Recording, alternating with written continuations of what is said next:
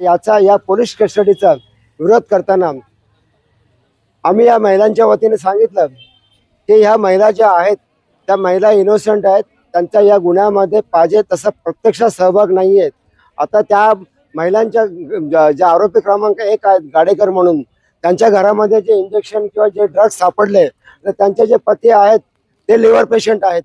त्यांचा मुलगा जो आहे तो मतिमंद आहे। हे सगळे जे औषध आहेत, ड्रग्ज जे आहेत, इंजेक्शन हे मेडिकल स्टोअरमध्ये अवेलेबल आहेत, उपलब्ध आहेत, ते प्रोहिबिटेड आहेत। म्हणून जे जप्त केले पोलिसांनी, जे इंजेक्शन जप्त केले, मेडिसिन जप्त केले, त्याचा कुठलाही त्याने केमिकल ॲनालिसिस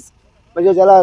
रासायनिक द्रव्य मूल्यांकन अहवाल ज्याला म्हणतात एक्सपर्टकडून, त्या एक्सपर्टकडून त्यांनी तो जो एक्सपर्ट रिपोर्ट ज्याला म्हणतात तो रिपोर्ट त्यांनी पोलीस स्टेशनने कोर्टापुढे हजर केला नाही। तो रिपोर्ट हजर न केल्यामुळे ते खरोखरच हे जे औषधं आहेत ते घातक आहेत का, की त्या औषधामुळे किंवा जे ज्या गरजू स्त्रिया आहेत त्या गरजू स्त्रियांना बोलावून किंवा त्यांना पैशाचा आमिष दाखवून मग त्यांना एक